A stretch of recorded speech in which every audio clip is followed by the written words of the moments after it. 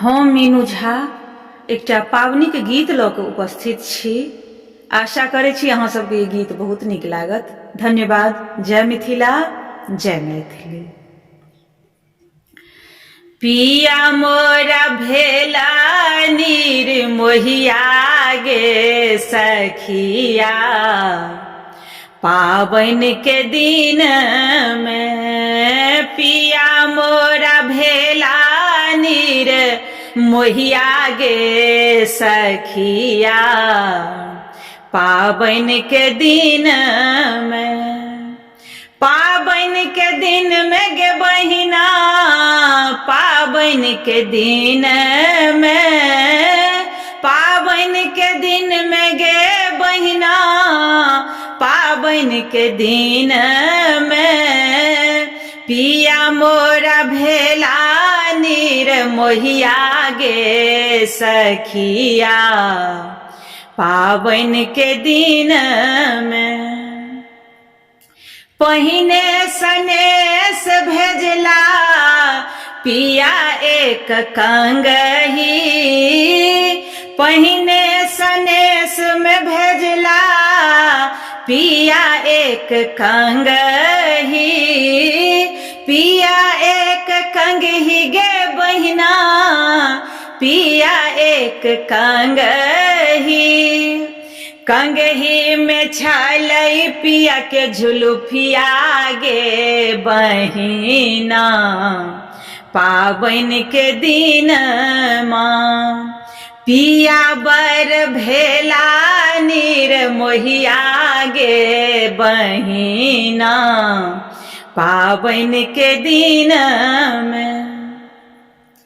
दोसर सनेस में पिया भेजलानी आएना, दोसर सनेस में पिया भेजलानी आएना, भेजलानी आएना गे बहिना, भेजलानी आएना, आएना में पिया के सुरतिया गे सखिया, पावन के दिन में पिया बर भेला निर्मोहिया गे सखिया, पावन के दिन में।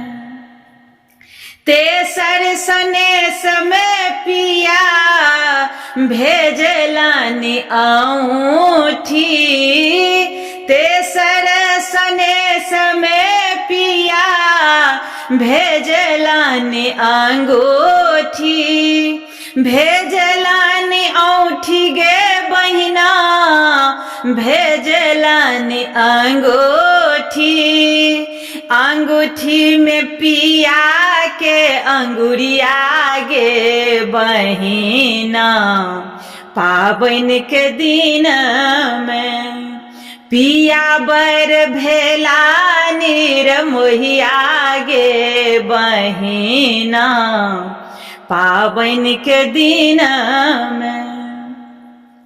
चारिम सनेस पिया अपने अला, चारिम सनेस में पिया अपने अला, दोनों मिली पूजलों पावनी गे बहिना, पावन के दिन में पिया नहीं भेला निर्मोहिया गे बहिना, पावन के दिन में।